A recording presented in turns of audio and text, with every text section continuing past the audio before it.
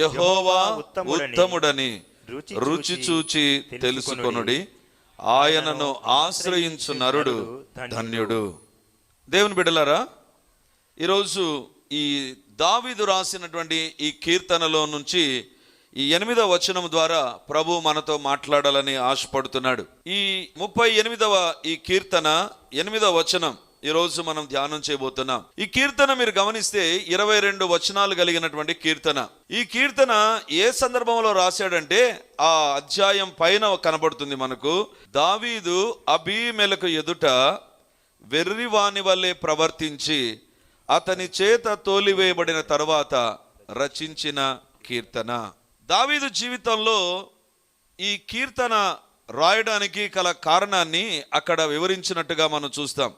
అదేంటంటే తన జీవితంలో ఒక విచిత్రమైనటువంటి అనుభవం, వెర్రివానిలాగా ప్రవర్తించినటువంటి దావీదు ఆ సందర్భాన్ని జ్ఞాపకం చేసుకొని కూర్చొని ఈ పాట రాయడం ప్రారంభించాడు.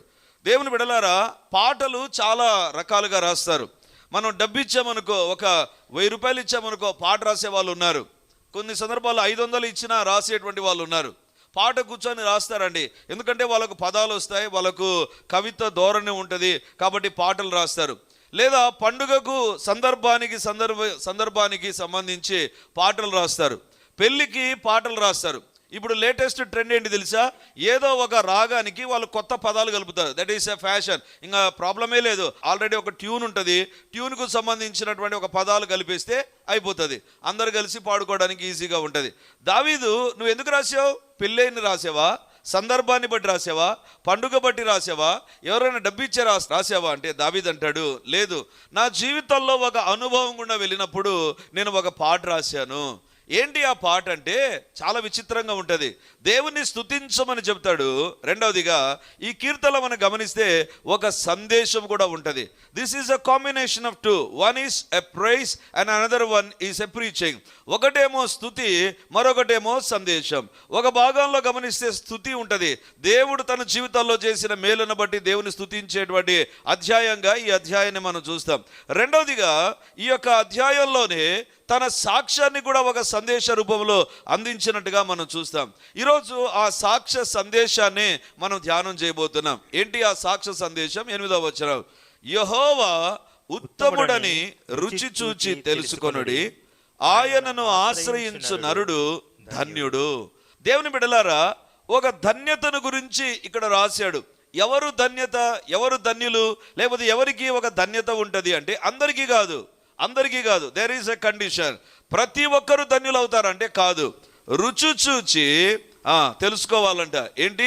యెహోవా ఉత్తముడని రుచి చూచి తెలుసుకొనుడి. ఆ వ్యక్తి దేవుని ఆశ్రయిస్తే అతడు ధన్యుడు అవుతాడు. అందుకే ఈరోజు సందేశం యొక్క అంశం ఏంటంటే, రుచి చూచావా అయితే ధన్యును నువ్వు, రుచి చూడకపోతే ధన్యుని కాదు నువ్వు. దేవుని బిడ్డ జీవితాల్లో రుచి చూడడం అనేటువంటిది ఉండాలి. క్రైస్తవులు లేకపోతే దేవుని బిడ్డలు మాంసాహారాన్ని రుచి చూడడానికి ఇష్టపడతారు, లేదా నాన్ వెజిటేరియన్ ఐటమ్స్ని ఇష్టపడతారు, లేదా ఎందుకంటే బైబిల్లోనే యేసు ప్రభువే శిష్యులకు లేకపోతే ప్రజలకు పెడుతున్నప్పుడు నాన్ వెజిటేరియన్ పెట్టాడు, ఏలియాకు నాన్ వెజిటేరియనే పెట్టాడు. Non vegetarian is not an A health issue. Non vegetarian అనేటువంటిది హెల్త్ ఇష్యూ కాదు. ఆ మాటకు వస్తే నీళ్లు తాగినా జబ్బు పడతాం. కలరా వ్యాధి వచ్చేది నీళ్ళను బట్టే, మాంసాన్ని బట్టి జబ్బులు వస్తాయి అనేటువంటి మాట ఎంత సత్యమో, నీళ్లు తాగితే వచ్చేటువంటిది కలరా వ్యాధి నీళ్ళ ద్వారానే వస్తుంది.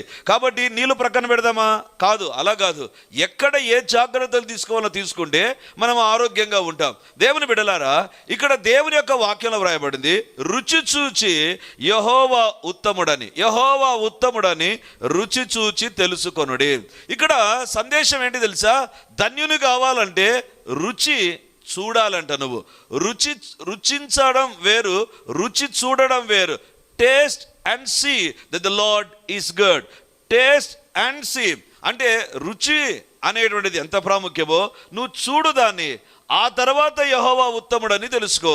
దేవుని బిడ్డలారా, అంటే మానవ జీవితాల్లో పంచేంద్రియాలు ఉన్నాయండి. కళ్ళు, ముక్కు, నోరు, చెవులు, చర్మము. ఈ 5టిని పంచేంద్రియాలు అంటారు. వీటి నుంచే మనం అనేకమైన వాటిని ఇన్పుట్స్గా తీసుకుంటూ ఉంటాం. నోటిలోకి రుచి రావాలి అంటే నాలుక ఉండాలి, ఏదైనా ఒకటి చూడాలంటే కళ్ళు ఉండాలి, ఏదైనా ఒకటి వినాలి అంటే చెవులు ఉండాలి, ఏదైనా మన శరీరము తాకాలి అంటే ఒక చర్మం అనేటువంటిది ఒక సెన్సరీ ఆర్గన్, అది ఇంద్రియంగా ఉంటుంది, అంటే మనకు ఒక ఇన్ఫర్మేషన్ ఇచ్చేటువంటిదిగా ఉంటుంది. ఇక్కడ దావీదు అంటున్నాడు, నా యొక్క పంచేంద్రియాలను నేను వాడడంలే, రుచి, రెండవదిగా చూడు, ఈ రెండింటిని నేను ఎప్పుడైతే కలిగి ఉన్నానో దేవుని దగ్గర, అన్నం దగ్గర కాదు, తిండి దగ్గర కాదు, టిఫిన్ దగ్గర కాదు, టీ బిస్కెట్ స్నాక్స్ దగ్గర కాదు, దేవుని దగ్గర రుచి అనేటువంటిది ఉందంట. దాన్ని చూచాడంట. ఆ తర్వాత అంటున్నాడు యెహోవా ఉత్తముడని. క్రైస్తవ జీవితం అనేటువంటిది ఏంటి తెలుసా అండి? జాగ్రత్తగా వినండి. క్రైస్తవ జీవితము అనుభవాలతో కూడినటువంటిది, ఆచారంతో కూడినటువంటిది కాదు. మన జీవితం అంటే ఏదో ఒకరు చెప్పారు కాబట్టి ఉంటుందిలే అని అనుకోవడం కాదు, లేకపోతే ఎప్పటి నుంచో ఉంది కాబట్టి ఇది కూడా కరెక్టేలే అనుకోవడం కాదు. Christian life is full of experiences, అనుభవాలతో కూడినటువంటిది, అనుభవాలతో కూడినటువంటిది. వాక్యాన్ని వింటున్నటువంటి దేవుని బిడ్డలారా, దావీదు అంటున్నాడు, నాకు ఒక అనుభవం ఉంది 34వ కీర్తనలో. అదేంటంటే, నేను రుచించాను, ఆ తర్వాత చూచాను. ఈ రెండింటిని బట్టి నేను తెలుసుకున్నటువంటిది ఏంటంటే యెహోవా ఉత్తముడని, యెహోవా ఉత్తముడని. దేవుని బిడ్డలారా, ఇక్కడ బైబిల్లో వ్రాయబడింది రుచి, రుచి అనేటువంటిది రాశాడు, ఆ తర్వాత చూడడం గురించి రాశాడు, ఆ తర్వాత అంటున్నాడు ఆ వ్యక్తి ధన్యుడు, ఆ వ్యక్తి ధన్యుడు అంటున్నాడు. దేవుని బిడ్డలారా, రుచికి ముందు ఏముండాలి తెలుసా? తినాలి. తినడానికి ముందు ఏముండాలి తెలుసా? చూడాలి. అంటే చూచినటువంటి వ్యక్తి తిన్న తర్వాత రుచి అనేటువంటిది తెలుస్తుంది. నేను చూడకుండా, నేను దాన్ని తాగకుండా, నా నోట్లో పెట్టుకొనకుండా, నేను తినకుండా నా జీవితాల్లో I cannot say what is the taste, దాని యొక్క రుచి ఏంటో నాకు అర్థం కాదు. ఇక్కడ దావీదు అంటున్నాడు, I have tasted and seen that the lord is good. దేవుడు ఉత్తముడని నేను రుచి చూచి తెలుసుకున్నాను. దేవుని బిడ్డలారా, ఈరోజు ఈ యొక్క భాగాన్ని మనం ధ్యానం చేయబోతున్నా. నీ జీవితంలో ధన్యుడు కావాలంటే రుచి చూచావా? దేవుని యొక్క రుచిని చూసావా? దేవుని యొక్క శక్తిని చూసావా? ఇది చూచేటువంటి వ్యక్తి జీవితంలోనే ఆశీర్వాదాలు అనేటువంటి ఉంటాయి. దేవుని బిడ్డలారా, దేవుని యొక్క వాక్యంలో రుచి, 2 days బ్యాక్ ఒక ఆంటీతో నేను మాట్లాడుతూ ఉన్నాను. ఆంటీకి ఆపరేషన్ అయింది. ఏమంటే మీరు తింటున్నారా అని అడిగాను. ఆపరేషన్ అయింది కదా, మీరు భోంచేస్తున్నారా అని అడిగాను. లేదు, నేను భోంచేయడం లేదు, నాకు తినబుద్ధి కావడం లేదు. ఎందుకు తినబుద్ధి కావడం లేదు అని అడిగాను. ఏమో నాకు తినబుద్ధి కావడంలే, కొంచెం తింటారా, నాకు తినబుద్ధి కాదు. దేవుని బిడ్డలారా, ఏంటి కారణం అంటే ఆమెకు ఆపరేషన్ నిమిత్తమై యాంటీబయాటిక్స్ ఇచ్చారు. అంటే ఆ యొక్క గాయాలు త్వరగా మానడానికి మంచిగా ఖరీదైనటువంటి యాంటీబయాటిక్స్ ఇచ్చారు. సో దాన్ని బట్టి ఏమవుతుందంటే రుచి అనేటువంటిది ఉండదండి. మా నాన్న మంచిగా మాంసాన్ని ఇష్టపడతాడు. కానీ అద్భుతం ఏంటి తెలుసా? మా నాన్న మంచిగా మాంసం తిన్నా కూడా మా నాన్న కొలెస్ట్రాల్ ఉండేది కాదు. మంచిగా భోజనం చేస్తాడు, కానీ దేవుడు మా నాన్నకి ఇచ్చిన కృప ఏంటంటే కొలెస్ట్రాల్ ఉండేది కాదు. కానీ మా నాన్నకి ఎప్పుడైతే నీ రీప్లేస్మెంట్ జరిగిందో, 2 మోకాళ్ళకు ఆపరేషన్, ఒకేసారి 2 మోకాళ్ళకు ఆపరేషన్ జరిగినప్పుడు మా నాన్నకు ఇష్టమైనటువంటి పదార్థము ఏది పెట్టినా కూడా తినేవాడు కాదు. మేమేమనుకున్నామంటే వేరే రాష్ట్రంలో కదా ఆపరేషన్ అయింది, వాళ్ళు ఇచ్చేటువంటిది ఏమో రుచిగా లేదు అని నేనేం చెప్పానంటే రెజినాకి చెప్పాను, నువ్వు కడప నుంచి నాన్నకి ఇష్టమైనటువంటి నాన్ వెజ్ ఐటమ్ తీసుకొని రా అని చెప్తే తను తీసుకొని వస్తే ఆ రూమ్లోకి వచ్చి అలా ఓపెన్ చేస్తున్నా. మా నాన్నకు కోపం వచ్చింది, ఇసిరిగొట్టు దాన్ని, పడేసేయి, అవసరం లేదు అది అని కోపడుతున్నాడు. నాకు అర్థం కాలే, నీకు ఇష్టమైంది కదా నాన్న అంటే, వద్దు అబ్బా వాసన పడ్డంలే, నాకు పడేసేయి. నేను డాక్టర్ని అడిగాను, ఏమైంది మా నాన్నకు? అప్పుడు వాళ్ళు ఏమన్నారు తెలుసా? మీ నాన్నకు మేము ఖరీదైనటువంటి యాంటీబయాటిక్స్ ఇచ్చాం, 1 కాలు కాదు 2 కాళ్ళకు ఆపరేషన్ జరిగాయి, త్వరగా ఆ గాయం మానాలి అంటే చాలా పెద్ద మొత్తంలో మీ నాన్నకి యాంటీబయాటిక్స్ ఇచ్చాం. దాన్ని బట్టి ఆయనకు ఏది కూడా రుచించదు, ఆ వాసన కూడా పడదు, తినబుద్ధి కాదు, నోరంతా సప్పగా ఉంటుంది. అంటే నీ జీవితంలోనికి ఏదో ఒకటి వస్తే నీ దగ్గర ఉండేటువంటి రుచి పని చేయదు. రెండవదిగా ఎప్పుడైనా జ్వరం వచ్చిందనుకో, సిమ్టమ్ ఏంటి? ఏమి తినబుద్ధి కాదు, ఆకలి ఉండదు, రుచి ఉండదు. నీ జీవితంలోనికి రాకూడనిది ఒకటి వస్తే జరిగేటువంటిది ఏంటి తెలుసా? రుచి అనేటువంటిది తెలియదు. దేవుడు నీ జీవితంలో ఎలాంటి వాడు నువ్వు చెప్పలేదంటే దావీదులాగా నీవు నీ జీవితాల్లో దేవుడెవరో నువ్వు చెప్పలేని వ్యక్తిగా ఉన్నావంటే, దేవుని గురించి నీ సాక్ష్యం ఏమీ లేకుండా ఉన్నట్లయితే, దేవుని బిడ్డగా దేవుని గురించి ఏమి నువ్వు చెప్పలేకపోతూ ఉంటే, నీ జీవితంలో something is wrong in your life. నీ జీవితాల్లో ఏదో ఒక ఉండకూడదు నీ జీవితంలో ఉండొచ్చు. అది ఒక పాపం కావచ్చు, లేకపోతే ఒక అలవాటు కావచ్చు, ఒక స్నేహం కావచ్చు, what ever it is. If you don't have experience with the lord, దేవునితో ఒక అనుభవం ఎందుకు లేదంటే something is wrong with you. నీ జీవితంలో ఉండకూడదు ఎప్పుడైతే వస్తుందో అదే నీ జీవితంలో రుచి అనేటువంటిది లేకుండా చేస్తుంది. దావీదు అంటున్నాడు, నేను రుచి చూచి ఎరిగి తిని యెహోవా ఉత్తముడని. దావీదు, నీ జీవితంలో దేవుని విషయాల్లో నీ యొక్క రుచి పనిచేస్తుందా? నువ్వు చూడగలుగుతున్నావా? దావీదు అంటాడు, ఎస్. దేవుని బిడ్డలారా, తిండి విషయాల్లో మనం కరెక్ట్గా ఉండవచ్చు. ఆ తిండి తినకపోతే నాకు వీక్ అయిపోతానని మనం ఎన్నో ప్రయత్నాలు చేసి మనకు నచ్చింది ఏదో ఒకటి లోపలికి పంపిస్తూనే ఉంటాం. దేవుని బిడ్డలారా, ఆత్మీయ జీవితంలో నీ జీవితంలో దేవుని రుచి చూసావా? దేవుని రుచి చూడాలి అంటే ఏం బ్రదర్, యేసుప్రభు ఏమన్నా కేకా రుచి చూడడానికి, లేకపోతే బిర్యానీనా రుచి చూడడానికి? ఆయన వస్తువా? ఆత్మస్వరూపి కదా. దేవుని ఎలా రుచి చూడాలి? దావీదు మరి ఎలా రుచి చూశాడు? దేవుడు ఒక పదార్థం కాకపోతే, దేవుడు ఒక వస్తువు కాకపోతే, దేవుడు ఒక ఆహారం కాకపోతే మరి దావీదు ఎలా రుచి చూశాడు? దేవుని బిడ్డలారా, ఈరోజు దేవుని యొక్క వాక్యంలోంచి యెహోవా ఉత్తముడని దావీదు రుచి చూచి తెలుసుకొని సాక్ష్యం ఇస్తున్నాడు. అలాంటి వ్యక్తి ధన్యుడు. దేవుని బిడ్డలారా, వాస్తవానికి అసలు మనలో రుచి కానీ చూడడం కానీ అసలు ఎవరు కలగజేశారు? ఆది కాండంలో దేవుడు ఆదామును కలగజేసిన తర్వాత, ఆదాము పండ్లను తినేటువంటి వాడండి. దేవుడు చెప్పాడు, ఆదామా నీకు ఆకలి అవుతుంది కదా అంటే, ఆకలి అనేటువంటిది ఏదో అర్థం కానప్పుడు దేవుడు నేర్పించాడు, ఆదామా ఇప్పుడు ఏదో నీకు ఎట్లా ఉంది కదా, అదేంటి తెలుసా? ఆకలి. అవునా, ఆకలి. అది మరి ఆకలి అయితే ఏం చేయాలి ప్రభా? దేవుడు అని అంటాడు, నీకు పండ్లు ఉన్నాయి, ఈ పండ్లు నువ్వు తిను. దేవుని బిడలారా, ఆకలిని పుట్టించింది దేవుడే. ఆకలికి అవసరమైనటువంటి ఇన్ఫర్మేషన్ ఆదాముకి ఇచ్చింది. ఆదాముకు ఏదెను తోటలో ఆకలి పుట్టించింది దేవుడే. ఆకలి అంటే ఏంటో తెలిపింది దేవుడే.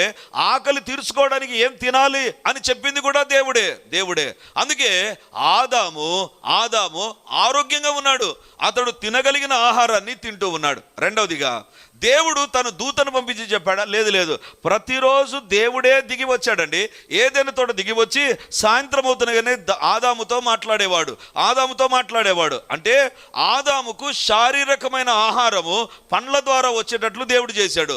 అతని ఆకలి తీర్చాడు. రెండవదిగా, అతని ఆత్మకు ఒక ఆకలి ఉంది. అదేంటి తెలుసా?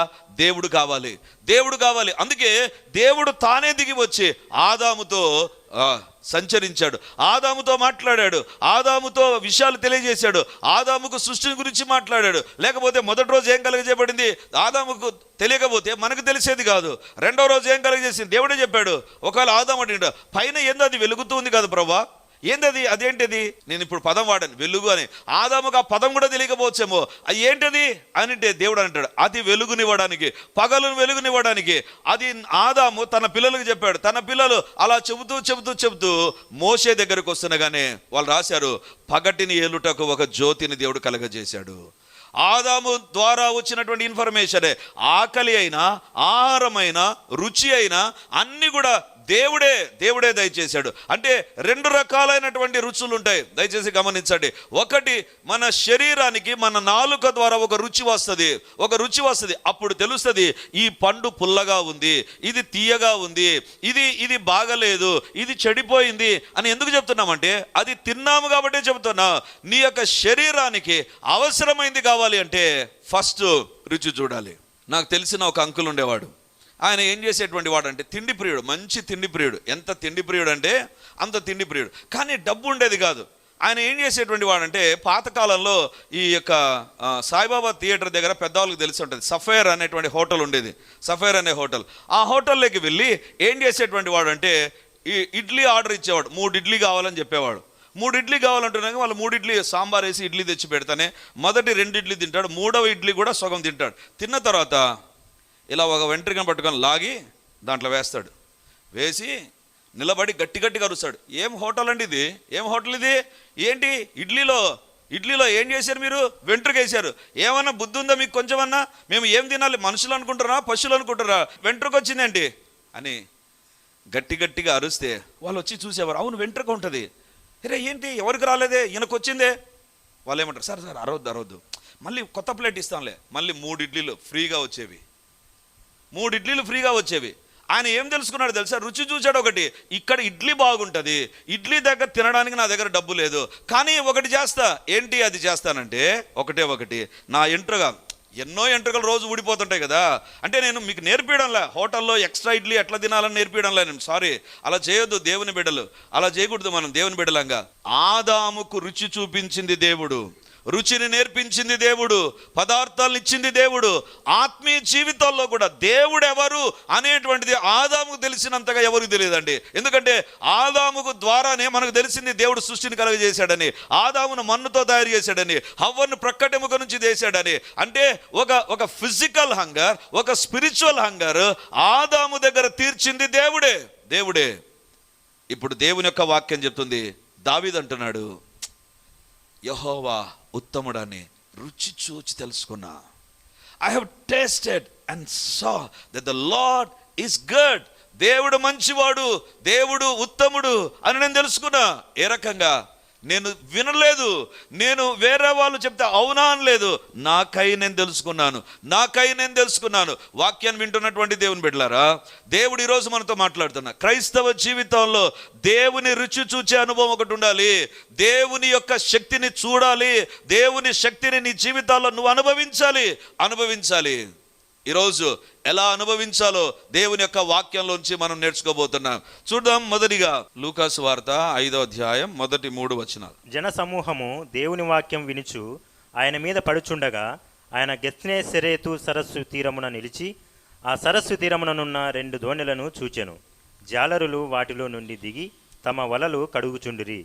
ఆయన ఆ దోణెలలో సీమోనుదైన ఒక దోణె ఎక్కి దరి నుండి కొంచెము త్రోయమని అతన్ని అడిగి కూర్చుండి దోణిలో నుండి జన సమూహములకు బోధించుచుండెను. చాలు, ఈ భాగం మనకు సుపరిచితమైన భాగమే. ఇక్కడ చూడండి, మొదటి వచనం ఏమనుంటది? జన సమూహము దేవుని వాక్యం వినుచు ఆయన మీద పడుచుండగా. అంటే యేసు ప్రభు మొదటి వచనంలో వాక్యాన్ని బోధిస్తూ ఉన్నాడు. వాక్యాన్ని యేసు ప్రభు బోధిస్తుంటున్నాడు. ఆ వాక్యం వినాలని పక్కన అల్లరి చేస్తుంటే, లేకపోతే డిస్టర్బ్ చేస్తుంటే ప్రజలు ముందుకు వస్తున్నారు. ఒకరి మీద ఒకరు పడుతుంటున్నారు. వాక్యం ఇలా వినాలండి. వాక్యం ఎలా వినాలి తెలుసా? దేవుని దగ్గరకు వచ్చి వాక్యం వినాలి. చర్చిలోనికి వచ్చిన తర్వాత వెనక కూర్చోవడం కాదు. దేవుని దగ్గరకు వచ్చినప్పుడు ఏ రకంగా వాక్యం వినాలంటే, దేవుని వాక్యం వినుచు ఆయన మీద పడుచుండగా. దేవుని వాక్యం వింటున్నారు, మళ్ళీ ఎందుకు ఆయన మీద పడుచున్నారు? దగ్గరికి రావాలి, దేవుని వాక్యం దగ్గర నుంచి వినాలి. When you SIT in front of God, నీ జీవితాల్లో కాన్సన్ట్రేషన్ అనేటువంటిది ఉంటుంది. వెనకగలేవా మెల్లిగా కాన్సన్ట్రేషన్ తగ్గిపోతూ ఉంటుంది. దేవుని బిడ్డలారా, ఈరోజు దేవుడు అంటున్నాడు, జనసమూహము దేవుని వాక్యం వినుచు ఆయన మీద పడుచుండగా. అందరూ వాక్యాన్ని వింటున్నారు. అరే యేసు ఇంత బాగా చెప్తున్నాడే, ఏంటి ఇంత బాగుందే వాక్యము అని ఇంకా దగ్గరికి రావాలి అని వస్తుండగా, అప్పుడు యేసుప్రభు ఏమనుకున్నాడు తెలుసా? చూడండి, మొదటి వచనం. ఆయన గెన్నే సరస్సు తీరమున నిలిచి ఆ సరస్సు తీరమునున్న 2 దోణెలను చూచెను. అంటే అప్పటికే వాక్య పరిచయం జరుగుతుంది, వాక్యాన్ని బోధిస్తున్నాడు, ప్రజలు ఆయన మీద పడుతున్నారు. అప్పుడు బైబిల్లో వ్రాయబడింది, సరస్సు తీరమున 2 దోణెలను చూచాడు. ఆ సరస్సు తీరమునున్న 2 దోణెలను చూచాను. ఎన్ని దోణెలను చూచాడు? ఆ సరస్సు తీరమున ఎవరున్నారు? జనసమూహాలు వాక్యాన్ని వించు ఆయన మీద పడుచున్నారు. అవునా? వాక్యాన్ని వించు ఆయన మీద పడుచున్నారు. అక్కడ సరస్సు లోపల 2 దోణెలు ఉన్నాయి. జాగ్రత్తగా వినండి, 2 దోణెలు ఉన్నాయి. జాలరులు వాటిలో నుండి దిగి తమ వలలు కడుగుచు. అందరూ వాక్యం వింటుంటే ఆ సరస్సులో ఉండేటువంటి ఆ 2 దోణల్లో ఉండేటువంటి వాళ్ళు ఏం చేస్తున్నారు? వాక్యం వినడం లేదండి. వాక్యం వినకుండా వలలు కడుక్కుంటున్నారు. అందరూ వాక్యం వినుచు ఆయన మీద పడుచుంటే ఈ యొక్క జాలరులు తమ వలలు కడుక్కుంటున్నారంట. అంటే ఒకవైపు వాక్య పరిచర్య జరుగుతుండగా మరొక వైపు వీళ్ళు ఆ వాక్యాన్ని పట్టించుకోకుండా వలలు కడుగుతున్నారు. ఎవరు వాళ్ళు? 5వ అధ్యాయం 3వ వచనం చదవండి బ్రదర్. ఆయన ఆ దోణెలలో సీమోనుదైన ఒక దోణె ఎక్కి దరి నుండి కొంచెము త్రోయమని అతన్ని అడిగి కూర్చుండి దోణిలో నుండి జన సమూహములకు బోధించుచుండెను. దోణిలో కూర్చొని బోధించాడు. అప్పుడు పేతురున్నాడు. అంతవరకు ఈ దేని గురించి ఆలోచన చేస్తున్నాడు? వలలు కడుక్కుంటూ ఉన్నాడంట. అరే ఈరోజు ఏం పడలేదు, ఈరోజు ఏం పడకపోతే నాకు ఆకలి ఎట్లా, నా పిల్లల ఆకలి ఎవరు తీరుస్తారు, నా కుటుంబం యొక్క ఆకలి ఎవరు తీరుస్తారు? ఒక ఆకలితో ఉన్నాడు, ఒక ఆకలితో ఉంటున్నాడు. తన జీవితంలో ఒకటి లేకుండా ఉంది అని ఆలోచన చేస్తూ ఉన్నాడు. అంతవరకు దేవుని వాక్యాన్ని గురించి పట్టించుకోలేదు. 3వ వచనంలో యేసుప్రభు అంటున్నాడు, పేతురుదైన ఒక దోణిని అడిగి లోపల కూర్చున్నాడు. దేవుని బిడ్డలారా, పేతురుకు ఏం ఆకలి ఉంది తెలుసా? శారీరకమైన ఆకలి ఉంది. అయ్యో నాకు చేపలు దొరకలేదు, నా కుటుంబం పరిస్థితి ఏంటి, నా బిడ్డల పరిస్థితి ఏంటి? బైబిల్ చెప్తుంది అతనికి ఒక భార్య ఉంది. అంటే భార్యాభర్తలు ఇరువురు ఇక ఏం తినాలి అనేటువంటి పరిస్థితిలో ఉంది. ఎందుకంటే వాళ్ళకు చేపలే జీవనాధారం. ఇట్ ఈస్ దేర్ బిజినెస్, అది వాళ్ళ వ్యాపారం. ఈరోజు ఖాళీగా ఉంది, ఏ రకంగా అని ఆ వలలు కడుక్కుంటూ ఉన్నాడు. ఎందుకు? మరుసటి రోజుకైనా ఈ వలలు నిండుతాయేమో, లేదా మరుసటి రోజుకైనా నిండవో అనేటువంటి ఒక ఖాళీతనం, ఒక ఆకలి అతని జీవితంలో ఉంది. దేవుని మాటలు పట్టించుకోకున్నాడు. అప్పుడు యేసుప్రభు ఏం చేశాడు? సీమోనుదైన ఒక దోణిని చూచి అడిగి కూర్చున్నాడు. దేవుని బిడ్డలారా, ఒకటి చూపిస్తాడు చూడండి. 8వ వచనం చూడండి. 8వ వచనం. సీమోను పేతురు అది చూచి యేసు మోకాళ్ళ ఎదుట సాగిలపడి, ప్రభువా నన్ను విడిచిపొమ్ము, నేను పాపాత్ముడనని చెప్పాను. సీమోను పేతురు అది చూచి, దేన్ని చూచి? చేపలను చూచి. జాగ్రత్తగా వినండి. సీమోను పేతురు చేపలను చూసి ఏమంటున్నాడు? ప్రభువా థ్యాంక్ యూ, ప్రభువా thank you, praise the lord, నువ్వు నిజంగా దేవుని కుమారుడవు, థ్యాంక్ యూ, నాకు చేపలను ఇచ్చేసావు, ఇక నేను నా భార్యకి ఏం ప్రాబ్లం లేదు, నా అప్పు కట్టేస్తాను, నా ఈఎంఐలు కట్టేస్తాను, నా ఇన్స్టాల్మెంట్ కట్టేస్తాను ప్రభువా అనలేదు. అది చూచి, ఏది చూచి? చేపలను చూచి. ఏమండి, చేపలు ఫస్ట్ టైం చూస్తున్నాడా పేతురు? చేపలు ప్రతిరోజు చూస్తూ ఉంటాడు, లేదా వేరే బోట్లో ఉండే చేపలను చూస్తూ ఉంటాడు, ఆ ప్రాంతంలో ఉండేటువంటి చేపలను చూచాడు. కానీ ఇప్పుడు కొత్తగా మాట్లాడుతుంటున్నాడు. అరే చేపలు పడ్డాయి, ఏం చేపలు వచ్చాయి, ఏం వెరైటీ వచ్చింది, ఎంత కమ్మడబోతుంది, ఎంత లాభం వస్తుంది, ఏం జరుగుతుంది అనేటువంటిదే ఉన్నది. కానీ ఫస్ట్ టైం చేపలను చూసిన తర్వాత అంటున్నాడు, యేసు మోకాళ్ళ ఎదుట సాగిలపడి. మోకాళ్ళ ఎదుట అంటే యేసు ప్రభు కూర్చున్నాడు, దోణిలో నిలబడలేదు, కూర్చున్నాడు. యేసు ప్రభు మోకాళ్ళ ఎదుట సాగిలపడి. పేతురు, ఎన్నిసార్లు నువ్వు చేపలు పట్టింటావు? ఎప్పుడైనా సాగిలపడ్డావా? ఆహా. ఎప్పుడైనా ప్రార్థన చేసావా? ఆహా. ఎప్పుడైనా నువ్వు పాపివని నీకు తెలిసిందా? ఆహా. లేదా యేసు ప్రభు దగ్గరికి ఎప్పుడైనా వచ్చావా? ఆహా. నీ ఎదుటికి యేసు ప్రభు వచ్చి వాక్యం చెప్తుంటే వాక్యం విన్నావా? ఆహా, వినలేదు. ఇప్పుడేంటి? దేవుని బిడ్డలారా, అతనిలో ఒక ఆకలిని పుట్టించాడు దేవుడు. ఆకలి ఏంటి తెలుసా? నీకు చేపలే కాదు, నీ జీవితంలో నువ్వు పాపాలు ఒప్పుకోవాలి పేతురు, నీ పాపాన్ని విడిచిపెట్టాలి పేతురు, నీ జీవితంలో పాపానికి దూరం కావాలి పేతురు. దేవుని బిడ్డలారా, అతని శారీరకమైన ఆకలే కాదు, ఆత్మలో ఒక ఆకలిని పుట్టించాడు దేవుడు. అది చూచాడు. ఇప్పుడు అంటున్నాడు, ప్రభువా నేను పాపాత్ముని, నన్ను విడిచిపోము. చేపలు చూసిన తర్వాత, మన ఇంటికి చేపలు వస్తాయండి, చేపలు వచ్చిన తర్వాత మనం చూసి మనం వెంటనే సాగిలపడి ప్రభువా నేను పాపాత్ముని అంటామా? అనం కదా. చేపలు చూస్తానని దీంట్కి ఏం ఫ్రై చేయాలనా, లేకపోతే కర్రీ చేయాలనా, లేకపోతే ఈ రోజుకు రేపటికి కావాలనా, ఈ ఆలోచనలు ఉంటాయి. పేతురు అంటున్నాడు, నేను పాపాత్ముని ప్రభువా. దేవుని బిడ్డలారా, ఈరోజు దేవుడు మనతో మాట్లాడుతుంటాడు. నీ జీవితంలో ఒక కొరత తీసుకొని వచ్చి నీవు దేవుని దృష్టిలో ఎలాగా ఉన్నావో దేవుడు నీకు చూపిస్తాడు. నీ జీవితంలో ధన్యుని ఎప్పుడు తెలుసా? ఒక కొదవ వచ్చి అసలు నువ్వు కరెక్ట్గా ఉన్నావా, దేవుని దగ్గర లేదా అనేటువంటిది దేవుడు నీకు చూపిస్తాడు. అందుకే దేవుడు ఏం చేస్తాడంటే ఆకలి పుట్టిస్తాడు. ఇప్పుడు పేతురుని అడుగుదాం. పేతురు, నీ జీవితాల్లో చేపలు దొరకకపోవడం మంచిదా? యెహోవా ఉత్తముడని రుచి చూచి తెలుసుకున్నాను. ఇప్పుడు ఈ ఆకలి మధ్య, ఈ యొక్క కొరత మధ్య, ఈ కొదవ మధ్య, దేవుని బిడ్డలారా, వాక్యము వినవలసినటువంటి పేతురు వినలేదు, చేపలు వలలు కడుక్కుంటున్నాడు. దేవుని మాటకు విలువనివ్వనటువంటి పేతురు ఈరోజు దేవుడు నీతో మాట్లాడుతుంటున్నాడు. నీ జీవితంలో దేవుని వాక్యాన్ని నువ్వు విని నీ జీవితాన్ని మార్చుకునేటువంటి రుచి చూచి అనుభవం నీకు ఉందా లేదా? మొట్టమొదటిగా పరీక్షించుకుందాం. దేవుని వాక్యం ఎదుట నీ జీవితం ద్వారా, నీ జీవితాన్ని దేవుడు తన యొక్క వాక్యం ద్వారా దర్శించినప్పుడు, నీ జీవితంలో నువ్వు పాపివని గుర్తించినప్పుడు వెంటనే రెస్పాండ్ అవుతున్నావా? వెంటనే రెస్పాండ్ అయితేనే నీ జీవితంలో నువ్వు ఆశీర్వదించబడతావు. పేతురుతో ప్రభు అంటాడు, పేతురు లే, నిన్ను మనుషులు పట్టు జాలరుగా చేస్తాను. దేవుని బిడ్డలారా, నీ జీవితంలో ఒక కొరత, ఒక కొదువ దేవుడు తీసుకొని వచ్చి నీలో ఆత్మీయంగా ఉండేటువంటి ఆకలిని దేవుడు తట్టి లేపుతాడు. ఏంటి తెలుసా? నీకు దేవుడు అవసరం నీ పాపాల నుంచి విడిపించడానికి. ఈరోజు దేవుడు మనతో మాట్లాడుతున్నాడు. దేవుని వాక్యం దగ్గరికి వచ్చినప్పుడు జరిగేటువంటి మొట్టమొదటి కార్యం ఏంటి తెలుసా? నిన్ను ధన్యునిగా చేసే దేవుని యొక్క కార్యం ఏంటి తెలుసా? నీ జీవితంలో నువ్వు పాపివని దేవుడు నీతో మాట్లాడతాడు.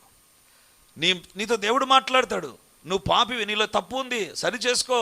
ఎప్పుడైతే పేతురు సాగిలపడి ప్రభువా నేను పాపాత్ముని అన్నాడు, దేవుడు అంటున్నాడు అలాగా పేతురు, if you have taken a decision, ఇదిగో నా తీర్మానం కూడా ఒకటి వస్తుంది. ఏంటి తెలుసా? నువ్వు మనుషులను పట్టే జాలరిగా ఉంటావు. ఇలాంటి చాలా చూసాంలే ప్రభా అనుకోనంటే పేతురు జీవితంలో ధన్యుడు కాకపోయేవాడు. రుచి చూచి తెలుసుకున్నాడు దేవుడు ఉత్తముడని. ఎలాంటి విషయంలో? తన జీవితంలో పాపాన్ని క్షమించే విషయంలో దేవుడు ఉత్తముడని చూశాడు, రుచి చూశాడు. చేపలనే కాదు, తన పాపాలను క్షమించడానికి ఆయనకు మాత్రమే భూమి మీద అధికారం ఉందని దేవుడు చూశాడు. ఈరోజు దేవుడు మనతో మాట్లాడుతుంటున్నాడు. నీ జీవితంలో దేవుడిచ్చేటువంటి ఆశీర్వాదం ఏంటి తెలుసా? దేవుడిచ్చేటువంటి దీవెన ఏంటి తెలుసా? Taste and see that the lord is capable of saving you. నిన్ను రక్షించడానికి ఆ దేవుడు సమర్థుడని రుచి చూచి తెలుసుకో. ఎప్పుడైతే దేవుడు నీతో మాట్లాడతాడో పాపం విషయంలో సరి చేసుకునేటువంటి వ్యక్తి ధన్యురాలు. దేవుని బిడ్డలారా, ఇదే చేపల రాశిని అదే అక్కడ 2 దోణలు చూసాడా? 2 దోణలు ఉన్నాయా? ఒక దోణలో పేతున్నాడు, మరొక దోణలో ఉండే వాళ్ళు ఏమన్నా అన్నారా? ఏమనలా. దేవుని బిడ్డలారా జాగ్రత్త. వాక్యం దగ్గర పేతురు స్పందించాడు, కానీ ఇంకొక బ్యాచ్ ఉంది స్పందించలా. వాళ్ళు చూసి అబ్బా అవునా ఇంత చేపల రాశి వచ్చిందా, అరే వెరీ గుడ్, పేతురుని అడిగి తీసుకొని పోంటే దొరికిందిలే అని వెళ్ళిపోయారు. వాళ్ళు పాపాలు ఒప్పుకోలా. దేవుని దగ్గరికి 2 గుంపులు ఎప్పుడు ఉంటాయండి. వచ్చినప్పుడు పాపాన్ని ఒప్పుకొని సరి చేసుకుని వెళ్ళిపోయే గుంపు ఒకటి, తమ పాపముతోనే వెళ్ళిపోయే గుంపు ఇంకొకటి. నువ్వు ఏ గుంపులో ఉంటావో ఆలోచించు, ఏ గుంపులో నువ్వు ఉంటావో ఆలోచించు. దేవుడు నీతో మాట్లాడినప్పుడు అవును ఐఎమ్ ఎ సిన్నర్ లార్డ్, దేవా నన్ను క్షమించు.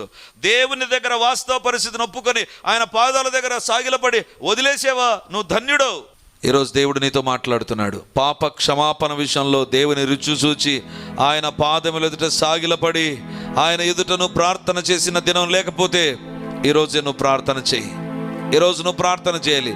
పాపాత్ముడనని పేతురు ఆయన పాదం ఎదుట సాగిలపడి తన పాపాలను ఒప్పుకొని విడిచిపెట్టి మనుషులను పట్టే జాలరుగా చేయబడ్డాడు. ఇది నీ జీవితంలో ఆశీర్వాదాలు లేకపోవడానికి, దీవెన లేకపోవడానికి, పాపము ఎదుట నువ్వు కాంప్రమైజ్ అయిపోతున్నావు. అది కాదు దేవుడు కోరేది. ఆయన పాదముల మీద పడి పాపాన్ని ఒప్పుకొని విడిచిపెట్టు. ఈ విషయంలో దేవుని రుచి చూసావా?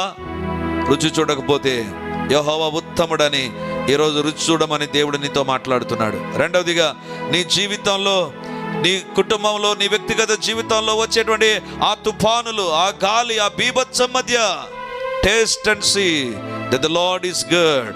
దేవుడు ఉన్నాడు, దేవుడు మర్చిపోలేదు. దేవుడు ఎవరో నువ్వు అర్థం చేసుకోవడానికి, ఆయన శక్తి అంటే నువ్వు అర్థం చేసుకోవడానికి ఏ డిస్టర్బెన్స్. మూడవదిగా, నీ జీవితంలో ఎవరు లేని ఒక ఒంటరితనం కూడా వెళుతూ ఎలాంటి పరిస్థితి నా జీవితం అనుకుంటున్నావేమో, దావీదును దేవుడు రాజుగా చేసేంత వరకు ఆగిపోలేదు.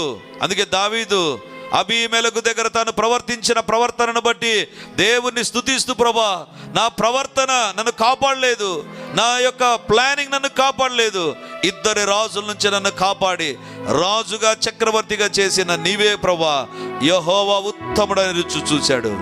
ఇది నానా ఏమని రుచి చూస్తున్నావు దేవుణ్ణి? అసలు నీ అనుభవాలు ఉన్నాయా? స్వస్థతలు, విడుదల ఇచ్చిన దేవా నీకు స్తోత్రము తండ్రి, నీకు స్తోత్రము తండ్రి, నీకు స్తోత్రము తండ్రి, నీకు స్తోత్రం ప్రభా. తండ్రి మేము రుచి చూడబోతున్నాం, మేము ధన్యులు కాబోతున్నాం, మేము ధన్యులుగానే ఉంటాం ప్రభా. అపవాది సంబంధికులు ప్రభా మీ శక్తి ఎదుట వెనుకకు వెలుదురుగాక, దేవుని కార్యములే జరుగునుగాక. మాకు వ్యతిరేకంగా రూపొందించబడిన ప్రతి ఆయుధం, మాకు వ్యతిరేకంగా పలుకబడిన ప్రతి మాట, మాకు వ్యతిరేకమైనటువంటి ప్రతి గుంపు యేసు నామమందు విత్డ్రాగునుగాక. ప్రతి సాతాను ఆయుధము వ్యర్థమైపోవునుగాక. మీకే వందనాలు. మీకే స్తుతులు స్తోత్రాలు చెల్లిస్తూ మమ్మల్ని దర్శించి దీవించి మీ కార్యాలు జరిగించినందుకు వందనాలు చెల్లిస్తూ, మాకు కాదు దేవా, మాకు కాదు, సమస్త మహిమ ఘనత మీకు ఆరోపించుకుంటూ యేసయ్య పరిశుద్ధ నామమందు ప్రార్థించి అడిగి పొంది ఉంటున్నాము తండ్రి. ఆమేన్, ఆమేన్, ఆమేన్. Praise the lord. యేసుక్రీస్తు పరిశుద్ధ నామమందు మీ ఒక్కొక్కరికి మా వందనాలు తెలియజేస్తుంటున్నాను. రిడీమర్ చర్చిలో మొదటి ఆరాధన 8 గంటలకు ప్రారంభమవుతుంది, రెండవ ఆరాధన 10 గంటలకు ప్రారంభమవుతుంది, మూడవ ఆరాధన సాయంత్రం 7 గంటలకు ఉంటుంది. దేవుని బిడ్డలారా, ఎవరైనా ఉదయం ఆయా పనులు కలిగి రెండవ ఆరాధనలకు రాలేకపోతున్నారని భావించి ఈ యొక్క మొదటి ఆరాధన ప్రారంభిస్తున్నాం. సో ఈ యొక్క అవకాశాన్ని సద్వినియోగం చేసుకొని దేవుని యొక్క సన్నిధికి వచ్చి దైవ దీవెనలు మీరు పొందాలని కోరుతున్నాం. మొదటి 2 ఆరాధనలు మాత్రమే ప్రభు బల్ల ఉంటుంది కాబట్టి సిద్ధపడి దేవుని సన్నిధికి రమ్మని మిమ్మల్ని కోరుతూ ఉన్నాను.